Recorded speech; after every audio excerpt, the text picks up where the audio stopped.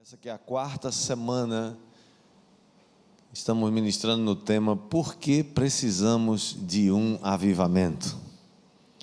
Nós precisamos de um avivamento, nós já vimos que há uma necessidade de avivamento. Alguém já disse que se nós não experimentarmos um avivamento, e isso vale para todo, seja individualmente, seja como igreja, seja como nação, ou a gente experimenta um avivamento, ou vai ter que experimentar um sepultamento. Diga misericórdia. Diga, eu prefiro o avivamento.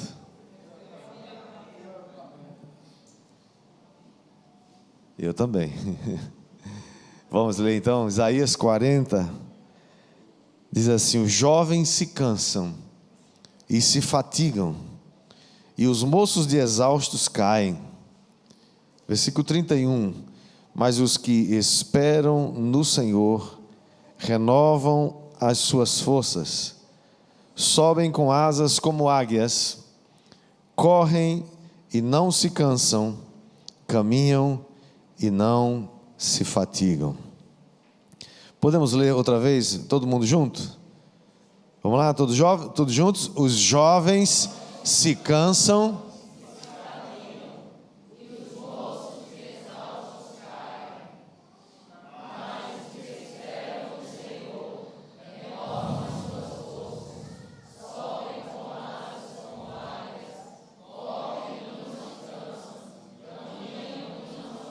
Vamos orar. Pai, a Tua palavra, Senhor, pedimos que o Senhor abençoe essa palavra e que ela chegue ao nosso coração, como o Senhor deseja e quer falar conosco hoje. Espírito Santo, nós nos submetemos à Tua voz, à Tua direção, pedimos que o Senhor inunde esse lugar com a Tua presença. Pai, acampa anjos aqui ao redor dessa casa, guardando do mal, Senhor, e proibimos agora toda ação contrária, que a Tua palavra seja entendida e seja proferida no poder e na unção do Espírito Santo, em nome de Jesus. Todos dizem o quê? Amém. Por que precisamos de um avivamento? Pergunte para o seu vizinho agora, por que precisamos de um avivamento? Você acha que a gente precisa de um avivamento? Nós precisamos, irmãos, de um avivamento. Nessas últimas semanas estivemos falando sobre essa necessidade, e nós temos visto que nós precisamos ser renovados. Esse texto que acabamos de ler diz que até os jovens se cansam, até os moços que são cheios de vigor, eles ficam exaustos também, mas aqueles que esperam no Senhor, esses renovam as suas forças. Por que precisamos de um avivamento? Porque nos cansamos na corrida da vida, nos cansamos na trajetória, nos desafios, nos embates, nas lutas, nas circunstâncias que nos cercam. Todos nós estamos sendo desafiados todos os dias, enfrentamos gigantes, sim ou não? Precisamos de renovo, precisamos de um renovo do Senhor. Precisamos de asas de águia para voar alto.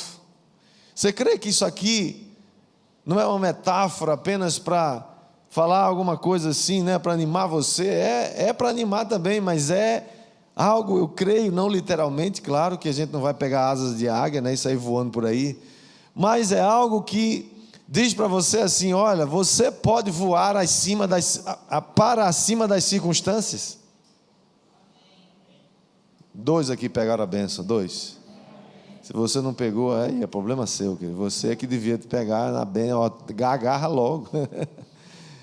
Asas para voar, irmãos, acima da tempestade. Agora já foram mais espertos, já pegaram aí 3 mais 4 mais 5, né? Diz que as águias, elas voam, né, acima das correntes de ar. Elas fazem seu ninho lá no mais alto dos penhascos, nos lugares mais altos, mais seguros. Elas estão voando muitas vezes a uma distância tão grande, mesmo assim elas têm olhos que percebem e encontram sua presa lá embaixo, porque elas decidiram voar acima das tempestades. Nós precisamos ter essa disposição das águias, de voar acima das tempestades da vida. Quem vai receber aí, diga amém. E para isso nós precisamos ter as forças renovadas pelo Espírito Santo. As nossas forças podem ficar, podem ser exauridas, elas podem ser roubadas, elas podem ser totalmente exauridas, mas aqueles que esperam no Senhor, estes vão renovar as suas forças. Diga, eu estou me renovando no Senhor. Mas há algo que você precisa fazer, há algo que você precisa tomar um passo.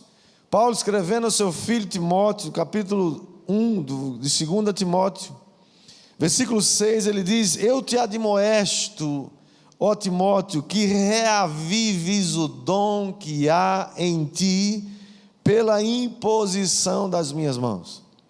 Versículo 7, diz: porque Deus não nos deu espírito de covardia, mas, diga comigo, de poder, de amor e de moderação.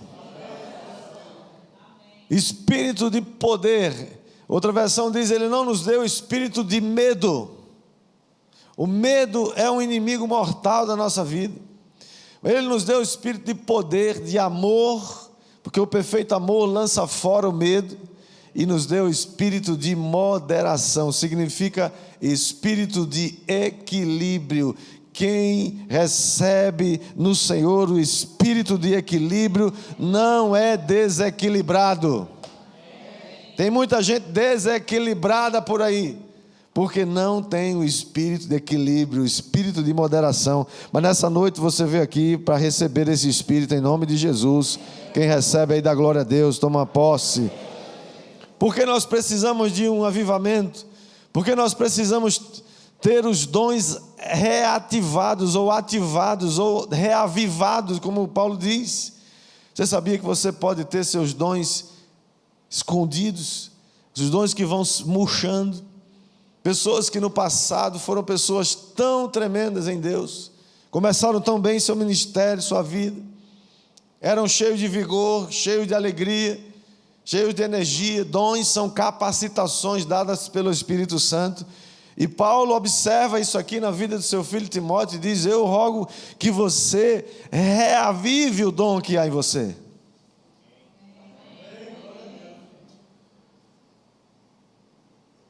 E Paulo diz por quê? Porque Deus não nos tem dado espírito de covardia, de temor, de intimidação. Deus não nos tem dado espírito de timidez, para vivermos intimidados, constrangidos, encurralados pelo medo. Nós precisamos, irmão, de um avivamento, porque nos cansamos na caminhada, perdemos as forças, e principalmente quando somos atacados por alguns sentimentos muito negativos. Cuidado com aquilo que você pensa. Pensamentos vão se tornar sentimentos. Sentimentos podem se tornar atitudes, vão moldar as suas atitudes. Atitudes que se repetem formam hábitos, e hábitos que se repetem formam um estilo de vida. Mas tudo começa com um pensamento. O que você pensa? Você pensa só naquilo que você pensa, é isso que você vai ser.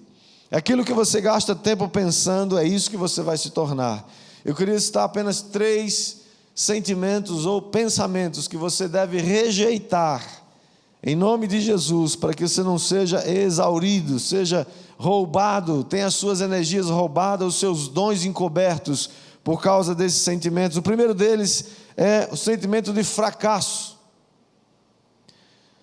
Tem pessoas, irmãos, que têm prazer no fracasso. Elas estão o tempo todo tentando encontrar uma desculpa para justificar o seu fracasso.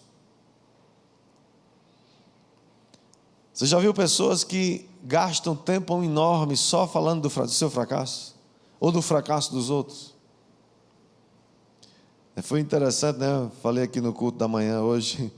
Essa semana eu estava caminhando, encontrei um uma pessoa que fazia muito tempo que a gente não se via, e começamos a conversar, e eu ia caminhando, né, ele ia, e a gente foi caminhando, e obviamente que eu, muito mais atleta do que ele não suportou o meu ritmo, e aí eu que tive que diminuir o ritmo para ficar mais junto dele, né? Aí tudo bem, mas a gente faz isso pelos irmãos, E aí estamos lá conversando, e ele, né, puxei um assunto e ele começou. Porque o fulano e a fulana e não sei o quê, e eu arrumei inimizade e não sei o quê, não deu certo, e tá. Aí eu falei, já vou puxar outro assunto. Aí engatei assim, né, uma mudança soltei outro tema totalmente diferente, e aí quando a gente caiu nesse novo tema, ele começou de novo, porque o camarada eu não sei quem, o rapaz eu não sei o que lá, e não sei o que, contou uma história de derrota, de tanta coisa ruim, eu comecei a me dar comichão, né, e eu vou apertar o passo para esse cara ficar para trás, pro jeito que eu tenho que fazer isso. E ele continuou, e eu fiquei, uma hora ele não aguentou, disse, vamos sentar um pouquinho, eu digo, vamos.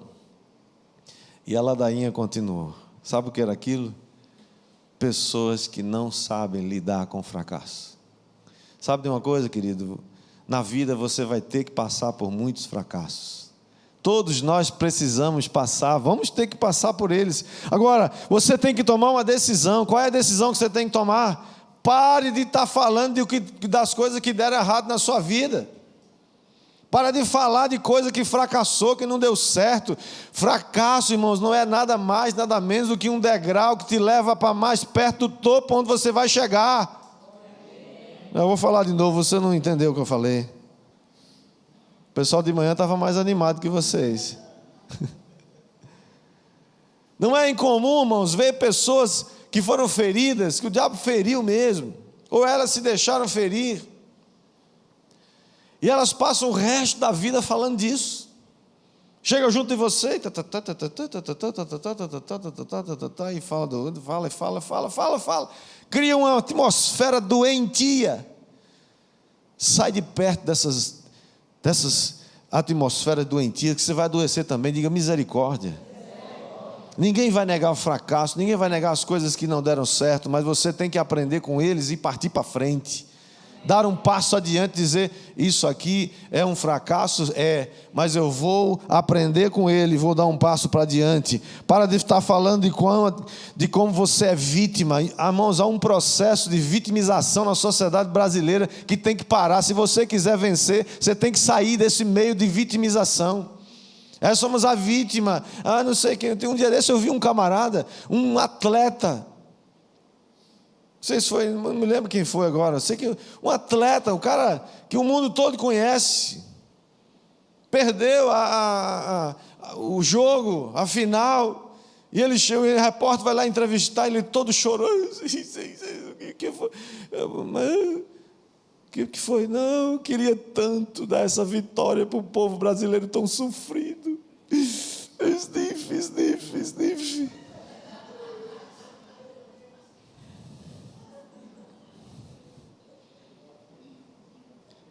Isso é negócio de vítima, para com isso.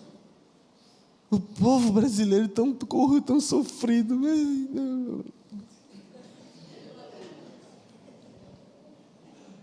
E a gente bebe dessas doenças. É por isso que o Brasil está cheio de favela, por causa desse tipo de mentalidade. Pobreza e miséria não é o resultado de uma mentalidade doente.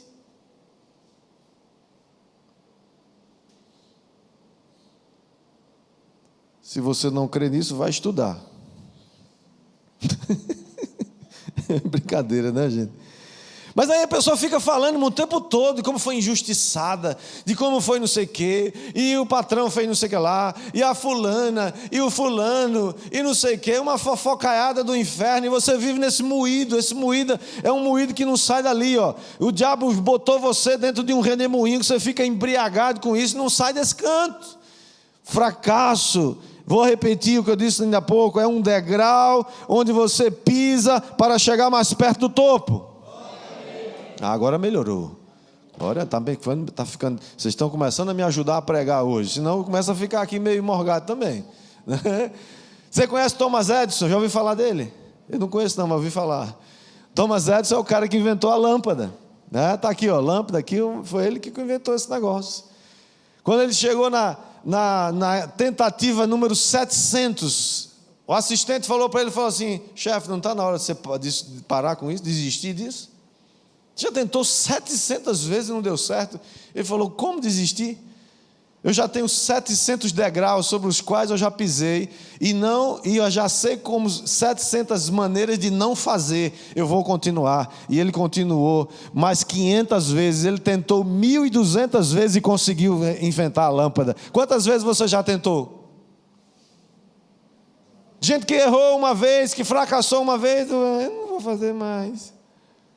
Deus espera que já te deu a bênção, agora espera que você dê um passo, que você creia, que Ele quer renovar as tuas forças, com certeza, meu irmão, mas começa a crer que você não vai fracassar, onde você está, você vai adiante.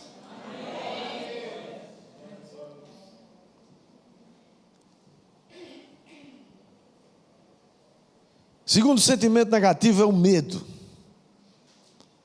Medo, irmãos, é algo que nos paralisa. Por isso que esse texto, Paulo está dizendo a Timóteo: Deus não deu a você espírito de medo.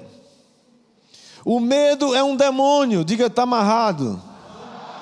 Toda vez que você, não estou falando, escuta só, né? Não vamos fazer aqui um tratado sobre medo, porque a gente precisava gastar muito tempo, né, dissecando esse assunto. Tem um medo que é positivo, que é aquele medo que, por exemplo, você vai atravessando uma rua e um carro vem e, né, você olha e ele vai te pegar se você não correr. Aquilo te dá medo. Esse medo que faz você dar um passo para frente, que sair da frente do carro é bom. Livra você de um acidente. Estou falando do medo que aprisiona você. Esse tipo de medo que eu falei, você sai, alcança a calçada e ele acabou. Não fica mais, é só né, descarregou aquela dose de adrenalina ali para você dar aquele pulso, né, impulso. Mas estou falando do medo que nos aprisiona, o medo que nos controla, o medo que nos paralisa. É o medo que faz a gente recuar, ter medo de avançar. Quando Deus diz avance, aí você diz: eu não vou, não devo, não consigo. Foi isso que os espias fizeram quando foram enviados à terra de Canaã. 12 homens, um de cada tribo. E ali o placar foi assim, olha, foi pior do que 7-1 na Copa da Alemanha, com a Alemanha. Foi 10-2. 10 camaradas falaram assim: não, lá o negócio é bom, a terra é boa, é verdade, mas não tem jeito. Tem muito gigante, tem muita muralha alta, eles são fortes, nós não podemos vencê-lo.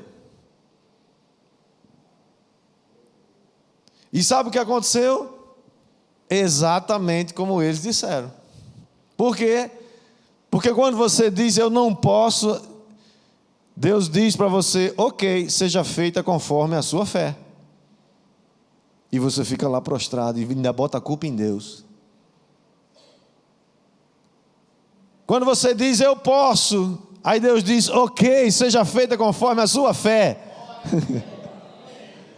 Aqueles dois únicos que votaram sim, quem foi o nome deles? Josué e Calebe. Esses homens disseram: não, nós podemos. Josué, né, e Calebe pularam para frente do povo. Em Números capítulo 14, versículo 8, diz assim: se o Senhor se agradar de nós, então nos fará entrar nessa terra e nula dará, terra que mana leite e mel. Olha que palavra poderosa. Se o Senhor se agradar. Onde é que a sua Bíblia fala que, como é que a gente agrada a Deus? Hein? Tem uma coisa que sem ela a gente não agrada a Deus. Sem fé é impossível agradar a Deus. Você tem fé, você vai agradar a Deus. O que agradou a Deus naqueles homens foi a fé deles. Deus se agradou tanto naqueles dois homens. Escute isso, olhe para mim agora. Olha para mim, olha para mim, por favor. Toda aquela geração perdeu o bonde da história. Toda aquela geração de 20 anos para cima morreu no deserto. Não alcançou a terra prometida, que eles poderiam chegar em 11 dias andando. Passaram 40 anos no deserto. Até que toda aquela geração morreu, exceto Josué e Calebe, porque no dia que eles entraram em Canaã, 40 anos depois, Deus deu aquela terra a eles, e Josué e Calebe foram os dois únicos, acima de 20 anos, que tomaram posse da terra e foram e viram a promessa de Deus se cumprir na vida deles.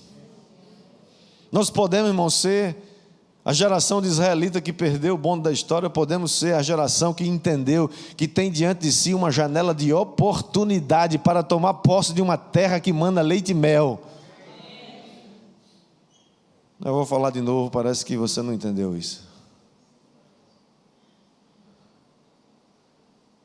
Eu não estou falando de uma terra aqui na terra apenas. Não estamos falando só de uma coisa boa que você pode ter aqui na terra. Eu estou falando de tudo que começa aqui na terra e vai terminar no céu.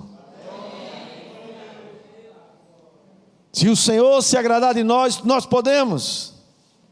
E essa janela, irmãos, está diante de nós. Por isso estamos falando de avivamento. Por quê? Porque essa janela está diante de nós. A janela do avivamento está diante de nós. É a vontade de Deus. Deus já nos abençoou, Deus já prometeu, Deus já estabeleceu. Existe uma nuvem de glória sobre essa igreja. Peça ao Senhor para abrir seus olhos e ver. É claro, irmãos, que nós temos que lutar contra gigantes reais na nossa geração. Não temos gigantes de 3 metros de altura, mas temos um monte de gigantes. Gigantes do desemprego, gigantes da corrupção, gigantes da rejeição, gigantes da pobreza.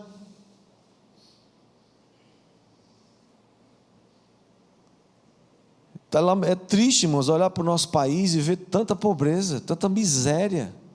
Um país riquíssimo, e quando a gente fala de riqueza, não estamos falando de petróleo somente, de ouro, porque a riqueza de um povo não está no subsolo, a riqueza de um povo está aqui, ó. Israel é um país desse tamanho, menor do que Sergipe, a metade é deserto, mesmo uma das economias mais pujantes do mundo. Sabe por quê? Porque se concede mais patentes de novas descobertas à Universidade Hebraica de Jerusalém do que as universidades brasileiras todinha junta. Que eles são mais inteligentes do que a gente? Não. Eles entenderam que tem uma bênção de Deus sobre eles e se esforçam para consegui-la. Estudam. Pobreza e miséria, irmão, como eu falei, é uma mentalidade, é uma forma de ver as coisas, ficar esperando que o Estado resolva. Isso é a forma errada de pensar. O Estado não vai resolver a vida de ninguém, é você que tem capacidade. Deus te deu a capacidade, Deus te deu dons, Deus te deu talentos, Deus te deu criatividade, e Ele vai abençoar você. Se você bota o pé na estrada, Deus vai abençoar você. Você não tem que sair amanhã de casa com medo, você vai sair com coragem. Coragem, que Deus vai ajudar você. Deus vai te dar um negócio que você não tem ainda. Deus vai te dar uma saída que você não imaginou. Deus vai te dar uma estratégia, a unção do negociador. Você crê nisso ou não crê? Ou você vai ficar atrás de bolsas? Bolsa miséria, bolsa não sei das quantas. Deus não tem bolsa para você. Deus tem o céu inteiro para você. Ele te deu o reino dele, disse: o reino é teu, o reino é seu. Jesus disse para os discípulos: agradou a Deus o Pai dar a vocês o seu reino. E nós estamos nos contentando com coisinha pigalha, com medo de pedir a Deus. Irmãos, tem que pedir mesmo. Você tem a oportunidade de ver as coisas do ponto de vista de Deus, ou você tem a escolha de ver as coisas apenas do ponto de vista das circunstâncias difíceis. Qual que você vai escolher?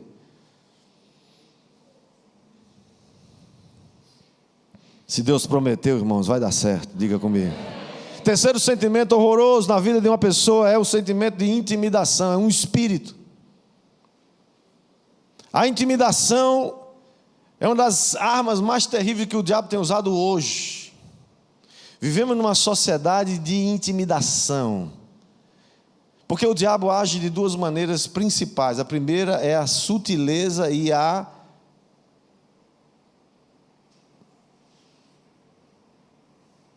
Como é que fala?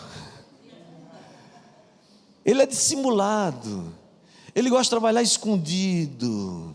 Ele se transforma num anjo de luz, bonito, atraente, elegante, sofisticado, inteligente, né, nas suas...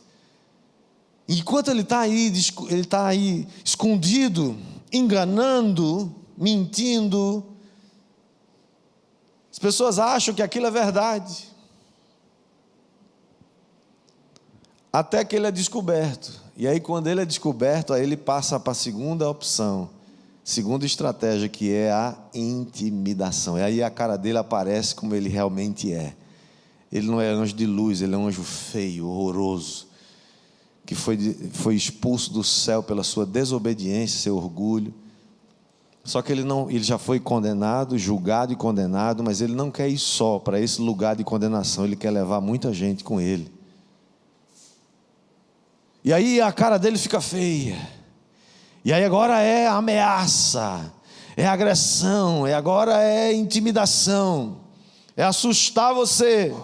Vivemos nessa sociedade, irmão, sabe o que é o politicamente correto? Espírito de intimidação. Já viu o que é uma sociedade politicamente correta? Uma sociedade chata. Tudo agora é assédio, tudo agora como é que chama? Intolerância, tudo agora é preconceito. Para você ser chamado de fascista no Brasil hoje, é só você sair na rua. Espírito de intimidação do diabo, isso. Vai ficando chato essa sociedade. Nós não pertencemos a essa banda podre da sociedade, diga amém. Amém. Somos mais do que vencedores, diga amém. Amém. Pessoas intimidadas não falam mais a verdade. Essa galera aí, né? A galera materialista, os ateus de plantão, tentando proibir você de falar de Cristo, falar da verdade, falar da palavra. Eles querem nos enclausurar dentro dos templos. Nunca vão fazer isso, não no Brasil. Quem vai dizer amém comigo? Vamos continuar falando e pregando a verdade. Intimidação, irmãos, em casa. Já viu hoje? Nós temos hoje tem um filme chamado O Pequeno Imperador, se eu não me engano. Não lembro agora. Eu sei lá. Veio me ocorrer agora. São crianças hoje que são os donos da casa. Chefinho. É um trocinho desse aí. Que os meninos hoje mandam. E os pais não podem, não toca nele, porque tem a lei da palmada que vai botar você na cadeia, vai botar você no inferno se você não disciplinar esse pequenininho, né, cheio de capeta dentro.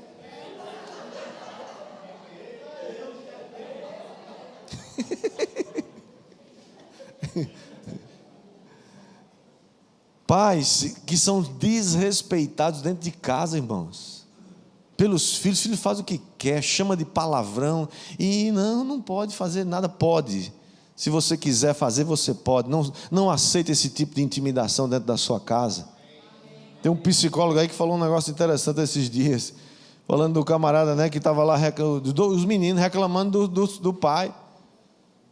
O camarada não faz nada, não trabalha, o pai paga tudo, faculdade, manda para Disney, manda não sei para onde, gasta uma grana, mesada toda semana, e o camarada ainda chega em casa para reclamar que a mesada está pouca. Aí ele falou assim: rapaz, no meu tempo isso não era assim não. O camarada falasse desse jeito com meu pai, ele já tinha perdido a metade da mandíbula. Ah, mas que coisa violenta. Coisa violenta é ver delinquentes aos montes na cidade hoje, nas ruas do país, porque não tem limites, porque não tem paz. Pais intimidados de educar seus filhos. Ensina a criança no caminho que deve andar, e quando ele envelhecer não vai se desviar dele.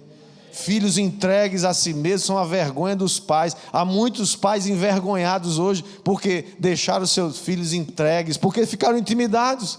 Intimidação, um espírito maligno, diga, está amarrado em nome de Jesus. Você sabia que tem pastores intimidados? Pastores hoje que só pregam o que o povo gosta, o que o povo quer ouvir. Pessoas que vão no culto no domingo porque querem, como quem vai para um cinema, curtir um bom filme. E eles querem ir para o culto para se sentir bem. Louvor gostoso, lugar maravilhoso, ar-condicionado, né? Estou até pensando em botar umas cadeiras aqui estofadas para ficar mais gostoso, para você sentar, né?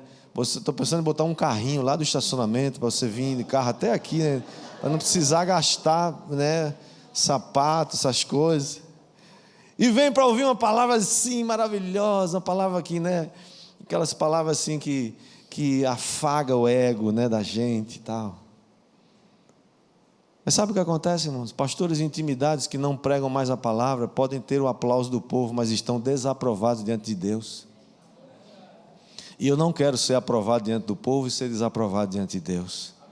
Se você vem aqui nessa igreja, você vai ouvir a palavra de Deus, a bendita, eterna e santa palavra de Deus. E se tiver um dia que ela vai pegar você, ela vai pegar você. Se tiver um dia que ela vai confrontar você, ela vai confrontar você. E se tiver um dia que ela vai realçar e botar em evidência o seu pecado, ela vai fazer isso. Porque a palavra de Deus é viva e eficaz, e nós não vamos ser intimidados de pregar a verdadeira palavra de Deus. Quem concorda comigo vai dando amém aí. Deus não nos prometeu, irmãos, uma terra que só tem bênção. Quando Ele prometeu a terra de Canaã, o povo de Israel, Ele não disse que não tinha gigantes, Ele não disse que a caminhada para lá era fácil. Deus não prometeu a você, querido, que a sua vida vai ser fácil, não. Mas Ele faz você crer, e a sua palavra diz isso claramente, de que vai valer a pena. Nós vamos chegar do outro lado do rio. Se você decidir confiar no Senhor, se render totalmente a Ele, dizer sim a qualquer coisa que Ele peça, então Ele vai renovar suas forças, para você voar alto como as águias, voar e não se cansar, correr e não se fatigar, andar e não se cansar. Pergunte para o Senhor hoje: Senhor, quais são as áreas da minha vida que precisam de mudança? Quais são as áreas da minha vida que precisam ser rendidas completamente ao Senhor? Uma pessoa que diz sim a Jesus e não desiste, ela pode criar um movimento tão grande, tão poderoso em toda a sua vida, que ele pode impactar as nações e as gerações que estão por vir. Eu gostaria de ser esse homem. Quantos aqui gostariam de ser? Para terminar, então, eu gostaria de só comentar com você três passos que nós estamos dando. Se queremos um avivamento, se queremos ter as nossas forças renovadas, queremos ver os dons que há em nós sendo ativados. Primeiro, estamos edificando sobre o impulso dos séculos passados. Nós vimos aqui nas últimas semanas sobre avivamentos que aconteceram durante toda a história do cristianismo, nos últimos 2000 anos. Desde que o Espírito Santo foi derramado no dia de Pentecostes, e ali a igreja começou a se espalhar para o mundo inteiro.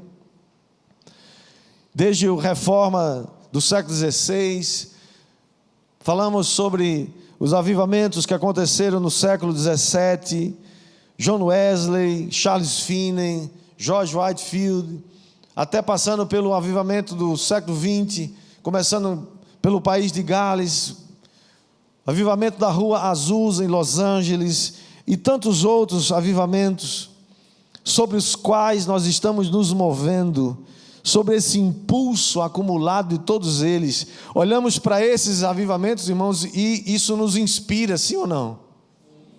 Olhamos para eles e vemos: Deus fez, Deus já fez, Ele pode fazer de novo. Eu creio que Ele vai fazer na vida de quem crê. Ele pode fazer outra vez, sim, pode. Esse impulso que nós recebemos desses irmãos, dessas histórias do passado, como Deus moveu, como Deus salvou, como Deus curou, como Deus mudou a sorte de nações por causa de um grande e tremendo avivamento. Eu creio, minha expectativa, irmãos, é que nos próximos dias, nos próximos anos, não, nos próximos dias, o Brasil, João Pessoa, seja sacudido. Um poderoso avivamento que abala as estruturas da corrupção, da mentira, do engano, do pecado, e retraga de volta a paixão por Jesus, pelas coisas de Deus. Quem concorda comigo, diga amém. Segundo, estamos criando a cultura e o ambiente para receber uma grande colheita de almas. Você veio aqui hoje, que bom que você veio. Mas existe, para cada um de nós aqui, existe pelo menos mais umas 1000 pessoas lá fora que ainda não conhecem Jesus e que precisam conhecer, e que Deus quer usar você para levar para a sua célula, para levar para perto de você, para levar a palavra de Deus. Mas sabe como é que nós criamos essa cultura e esse ambiente? É como alguém se prepara para ter filhos. Nós aqui nos preparamos para receber filhos naturais. Tem 12 berçários aqui, por enquanto. Para receber filhos naturais, você prepara a sua casa, sim ou não? Você prepara o quarto, né? Vai comprando as coisinhas, vai trazendo as coisas, né? Vai preparando, porque vai chegar o bebê. Assim também é com os bebês espirituais. Estamos criando um ambiente onde os novos filhos e filhas de Deus são bem-vindos ao nosso meio. E é gente que vai chegar muito quebrada, porque a vida os quebrou. É gente que vai chegar estragado na vida, porque a vida estragou-as. Gente comprometida, terrivelmente, com hábitos, com histórias de pecado, de destruição na sua vida, mas que Deus vai usar você para curá-la, para sará-la, trazer de volta, restaurar a família, restaurar o casamento, restaurar a esperança. Gente que está morrendo agora, sem esperança, entupido de remédio, de tudo que não presta e que presta também, né? Para tentar sobreviver. E Deus vai usar você para abençoar, para trazê-la de volta. Mas toda frutificação, irmão, só flui através da intimidade. Da mesma maneira que nenhuma criança pode nascer, nenhum bebê pode ser gerado se não houver intimidade entre um homem e uma mulher, casados, amém? Da mesma forma, só há frutificação e geração de novos filhos espirituais com intimidade com o Espírito Santo. Você foi chamado para a intimidade do Espírito Santo. E o Senhor continua nos chamando para derramar um avivamento sobre nós. Mas antes disso, Ele nos chama para nos render a Ele, para nos dar, para a gente entregar tudo na mão dEle, confiar nele, entregar tudo que é nosso para que Ele cuide. Estamos, portanto, criando essa cultura e esse ambiente para receber uma grande colheita de almas. E por último, estamos seguindo a direção do Espírito Santo. O Espírito Santo está soprando hoje, irmãos. O Espírito Santo está soprando hoje na sua vida. Está soprando nessa igreja, nessa cidade, no Brasil. Mas sabe uma coisa? Apesar de nós estarmos construindo, edificando, tendo como base ou impulsionados pelo que a gente viu na história dos avivamentos, o caminho que nós vamos passar daqui para frente não tem mapas. Nós nunca passamos por ele. Não tem que ser igual, porque Deus não se manifesta sempre da mesma maneira. Mas se não sabemos o mapa, o Espírito Santo sabe. Diga amém. Ele conhece o caminho por onde vamos passar e por isso nós dependemos dele. Não tenha medo desse caminho que Deus vai nos levar. Vai ser uma tremenda aventura. Você não tem ideia do que Deus vai fazer. Eu sei que vai ser coisa grande, maravilhosa. Mas confie que o Senhor vai nos dar o caminho. Ele vai dizer, vai por aqui, vai por aqui. Uma frase do Bill Johnson que eu gosto muito. Pastor Bill Johnson, pastor da igreja Betel, lá em Redding, na Califórnia, um homem de Deus, autor do livro Quando o Céu Invade a Terra, um livro que eu recomendo você ler. Ele diz assim: uma das coisas que nos mantém confiantes diante do Senhor é permanecermos conscientes de uma missão que não podemos realizar sozinhos. Esse caminho que nós vamos passar, irmãos, não podemos fazê-lo sozinho, mas o Espírito Santo pode, Ele sabe, Ele vai nos levar. Portanto, esse é o lugar mais seguro que você deve estar. Qualquer crente, você sabe qual é o lugar mais seguro? Não é na caverna, não é escondido com medo. O lugar mais seguro onde você deve estar é aquele lugar na frente da batalha. Ali Deus vai te usar poderosamente. Deus nos uniu, irmãos, com essa missão impossível. É impossível fazer essa missão sozinho. E quanto mais rápido a gente entender isso, mais rápido a gente vai se render ao Espírito Santo. Ou então, nós vamos reduzir o ministério apenas àquilo que é humanamente possível. Deus não nos chamou para andar no humano, Ele nos chamou para andar no sobrenatural. Precisamos manter nossa posição, andar em autoridade. Não estamos aqui para manipular as pessoas. Não manipule ninguém. Não tente controlar ninguém. Controle é feitiçaria. Deus não nos chamou para controlar ninguém. Deus nos chamou para inspirar as pessoas. Você está aqui para ser inspirado, encorajado, num projeto de Deus para a nossa geração. Eu creio que hoje é um dia em que você diz para o Senhor: Senhor, eis-me aqui. Eis-me aqui. O que paralisa você? O que tem impedido você de avançar? Pode ser o fracasso, o medo do fracasso, ou o próprio medo, ou talvez um espírito de intimidação. Hoje é o dia de você ser livre disso. Toma posse dessa palavra que o apóstolo Paulo disse para seu filho Timóteo: porque Deus não nos tem dado espírito de covardia. Não somos covardes, não estamos com medo. Deus não nos deu espírito de medo, nem de temor, mas de poder, de amor e de moderação. Esse é o Espírito de Deus que está aqui hoje para abençoar a sua vida. Você pode crer nisso e dizer: glória a Deus, Senhor, eu recebo. Baixa sua cabeça, vamos orar.